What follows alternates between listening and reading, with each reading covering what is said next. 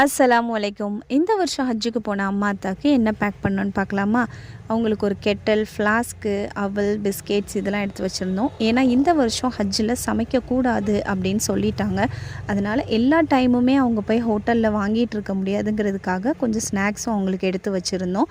And அவங்களுக்கு ரொம்ப முக்கியமான டேப்லெட்ஸ் எல்லாத்தையும் எடுத்து வச்சாச்சு. அத்தாவுக்கு ஒரு வெள்ளை கொடை எடுத்து வச்சுருந்தோம். அம்மாவுக்கு பார்த்திங்கன்னா இந்த மாதிரி ஒரு ஒயிட் கேப் எலாஸ்டிக் வச்ச மாதிரி வாங்கி கொடுத்துருந்தோம். ஏன்னா அங்கே வெயில் ரொம்ப அதிகமாக இருக்கும் அப்படிங்கிறதுக்காக. And tea bag, milk powder, sugar, coffee powder இந்த மாதிரி ஐட்டம்ஸும் எடுத்து வச்சுருந்தோம்.